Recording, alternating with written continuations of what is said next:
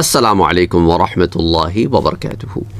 جب ماں باپ کے لیے کوئی نیک کام کیا جائے، وہ اس دنیا میں نہ ہوں، برزخ کی حیات میں ہوں، اور ماں باپ ایمان والے ہوں، تو کیا ہمارے نیک اعمال ہمارے ماں باپ تک جو ہم ان کے لیے کرتے ہیں پہنچائے جاتے ہیں؟ اور اگر پہنچائے جاتے ہیں تو کیا وہ اس پر کوئی ریاکشن دیتے ہیں کہ نہیں؟ آئیے آغاز کرتے ہیں ان روایات سے جو یہ بات کرتی ہیں کہ اگر ماں باپ مسلمان نہیں ہیں تو ان کے لیے کوئی بھی نیک عمل، کوئی بھی ایصال کا کام کیا جائے وہ ان کو نفع نہیں دیتا۔ اس ضمن میں بات کرتے ہیں قریش کے ایک سردار کی جس کا نام تھا عاص بن وائل السہمی۔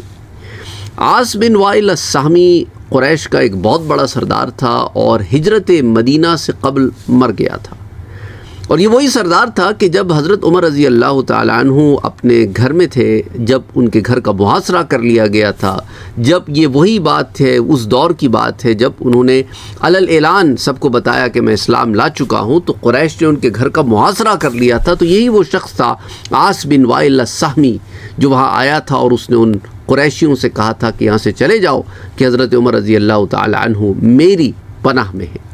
تو ان کی ایک آواز سے، حالانکہ وہ بہت بوڑھے تھے، وہ سارے کے سارے قریش وہاں سے چلے گئے۔ ان کا ایک روب تھا، ایک دبدبا تھا، ان کی ایک سے تھی۔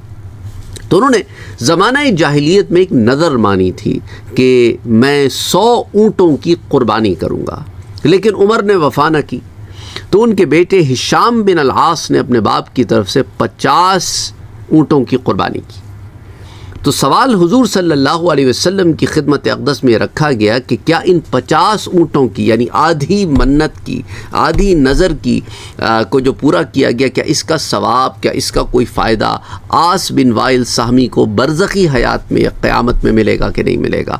تو حضور صلی اللہ علیہ وسلم نے اس کا جواب دیا کہ ان اباک لو کان اقر بالتوحید فصمت عنہ او تصدقت عنہ او اعتقت عنہ بلغہ ذلک۔ اگر تیرا باپ ایمان کی حالت میں مرتا، ایک خدائے وحدہ لا شریک کی عبادت کرتے ہوئے مرتا، تو ہاں پھر تیرا اس کے لیے روزے رکھنا، تیرا اس کے لیے صدقہ کرنا، تیرا اس کے لیے غلام کو آزاد کرنا، پھر اس کا فائدہ ملتا، بلغہ ذلک، تو پھر اس تک اس ثواب کا پہنچتا، یہ ثواب اس تک، پر افسوس کہ وہ حالت کفر میں مرا۔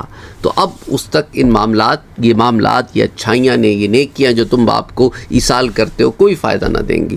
اسے ابن ابی شیبہ نے روایت کیا ہے، حدیث نمبر 12078، اور اسی طرح جو ہے امام حیثمی نے اسے مجمع الزوائد میں روایت کیا ہے، اسی طرح امام بدر الدین عینی نے اسے عمدۃ القاری میں روایت کیا، اور امام احمد ابن حنبل نے بھی اس سے ملتی جلتی ایک روایت کچھ الفاظ کے ڈفرنس کے ساتھ حدیث 6704 کے تحت بھی روایت کی ہے۔ اچھا، اسی طرح ایک شخص حضور صلی اللہ علیہ وسلم کی خدمت اقدس میں حاضر ہوتا ہے، اسے عطائی اور سفیان و زید بن اسلم نے روایت کیا ہے کہ جاء رجل الى النبی صلی اللہ علیہ وسلم فقال یا رسول اللہ صلی اللہ علیہ وسلم اعتق عن ابی وقد مات۔ اس نے کہا کہ یا رسول اللہ صلی اللہ علیہ وآلہ وسلم، میرا باپ مر چکا ہے، فوت ہو چکا ہے، میں اس کی طرف سے اگر کوئی غلام آزاد کرتا ہوں تو کیا اس کو اس کا فائدہ پہنچے گا؟ تو حضور نے فرمایا نعم پہنچے گا، کیونکہ اس شخص کا باپ مسلمان تھا۔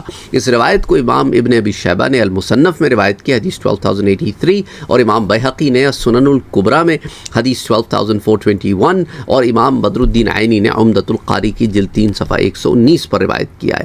اسی طرح اہل بیت کا ذکر بھی کرتے ہیں۔ اہل بیت کے ذکر میں ہمیں ابی جعفر سے روایت پہنچتی ہے کہ امام حسن اور امام حسین رضی اللہ تعالی عنہما جو ہے حضرت علی کرم اللہ وجہہ کی طرف سے ان کی شہادت کے بعد غلام آزاد کرتے تھے اور ایصال کرتے تھے سیدنا علی المرتضیٰ رضی اللہ تعالیٰ عنہ کو، کہ کان یعتقان عن علی ابن ابی طالب رضی اللہ تعالیٰ عنہ بعد موتہ، اور اسے امام ابن ابی شیبہ نے روایت کیا ہے، حدیث 12088، اور امام بدر الدین عینی نے عمدۃ القاری میں سے روایت کیا ہے۔ تو یہ بات ہمارے سامنے آ گئی کہ اہل بیت کا بھی اس پر عمل ہے، حسنین کریمین کا اس پر عمل ہے کہ اپنے والد ماجد کے انتقال کے بعد انہیں غلام ایصال کر رہے ہیں۔ اسی طرح آ جائیں حضرت عبداللہ ابن عباس کی روایت۔ حضور صلی اللہ علیہ وسلم کی چاچا حضرت عباس کے بیٹے عبداللہ ابن عباس ہیں، قال قال رسول اللہ صلی اللہ علیہ وسلم من حج عن ابویہ او قضى عنہما مغرما بعث یوم القیامت مع الابرار۔ اچھا، اس روایت میں حضور صلی اللہ علیہ وسلم کا ارشاد پاک ہے کہ جس نے اپنے والدین کی طرف سے حج کیا یا ان کا قرض ادا کیا، وہ روز قیامت نیکوکاروں کے ساتھ اٹھایا جائے گا، وہ ابرار کے ساتھ اٹھایا جائے گا۔ سبحان اللہ۔ اور آپ جانتے ہیں کہ ابرار جو ہے وہ خاص نیکوکار ہیں، اعلیٰ درجے کے نیکوکار ہیں۔ اس روایت کو امام دارقطنی نے السنن میں کتاب الحج میں روایت کیا ہے، حدیث 110۔ امام طبرانی نے المعجم الاوسط میں روایت کیا، حدیث 7800، اور امام حیثمی نے مجمع الزوائد میں روایت کیا ہے۔ اچھا، اب آ جائیں اس روایت کی طرف کہ کیا یہ جو نیک اعمال ہم کرتے ہیں، انہیں ایصال کرتے ہیں، اس کی انہیں خبر ہوتی ہے تو ان کا اس پر کیا ریئیکشن ہوتا ہے۔ زید بن ارقم رضی اللہ تعالی عنہ روایت کرتے ہیں کہ قال قال رسول اللہ صلی اللہ علیہ وسلم اذا حج الرجل عن والدیہ تقبل منہ ومنہما، اگر کوئی آدمی اپنے والدین کے لیے حج کرتا ہے تو اس کا اور اس کے والدین کا حج قبول کر لیا جاتا ہے۔ آگے سنیں، وَاسْتُبْشِرَتْ أَرْوَاحُهُمَا فِي السَّمَاءِ، اور اس نیک عمل کی بشارت ان کی روحوں کو دی جاتی ہے، عالم برزخ میں والدین کو خبر کی جاتی ہے کہ تمہاری طرف سے تمہارے فلاں بیٹے نے فلاں بیٹی نے حج ادا کیا ہے۔ اور اس کے بعد سنے وَكُتِبَ عِنْدَ اللَّهِ تَعَالَى بِرًّا، اور اس بندے کو اللہ کے نزدیک نیکوکار لکھ دیا جاتا ہے۔ یعنی اب آپ دیکھیں، آپ نے عمل کیا، ایصال کیا، اس ایصال کی خبر انہیں عالم برزخ میں ہوئی بشارت کی صورت میں۔ وَاسْتُبْشِرَتْ، بشارت یعنی کہ خوشخبری ہوئی نا، خوشخبری پہ انسان ریاکٹ کرتا ہے، خوش ہوتا ہے، تو وہ خوش ہوتے ہیں وہاں پر جب اولاد ان کے لیے یہاں نیک کام کر کے انہیں ایصال کرتی ہے۔ اللہ اکبر۔ اور ایسے ایصال کرنے والے کو نیکوکاروں میں لکھ دیا جاتا ہے۔ اور اسے امام دارقطنی نے کتاب الحج میں روایت کیا ہے، حدیث 109 جلد 2 صفحہ 259 پر، اور ابن قدامہ نے اسے المغنی کی جلد 3 صفحہ 102 پہ روایت کیا ہے۔ سبحان اللہ، سبحان اللہ، سبحان اللہ۔ تو اب آپ کو یہ بتانا یہاں مقصود ہے کہ بہت ساری چیزیں ہم نے یہاں ڈسکس کی، ان سوالوں کا بھی جواب دیا کہ غیر مسلم ماں باپ جو ہوتے ہیں ان کو اگر کوئی ایصال کرے تو کیا ان کو اس سے فائدہ ہوتا ہے کہ نہیں، پھر مسلمان ماں باپ ان کو ایصال کرے انہیں اس سے فائدہ ہوتا ہے کہ نہیں، اور پھر ہوتا ہے تو کیا انہیں اس کی خبر بھی دی جاتی ہے اور بشارت جو دی جاتی ہے۔ تو آئی ہوپ یہ تفصیل سے درس کور کرنے کا مقصد یہ ہوتا ہے۔ میں صرف آخری روایت بھی پیش کر سکتا تھا، لیکن ہوتا کیا ہے کہ پھر بہت سارے سوالات جو جنم لیتے ہیں تو پھر کئی ویڈیوز بنانی پڑتی ہیں۔ ان کئی ویڈیوز کو بنانے کے بجائے ہم ایک جامع ویڈیو بنا کر کئی سوالات کے آپ کے جوابات دینے کی کوشش کرتے ہیں۔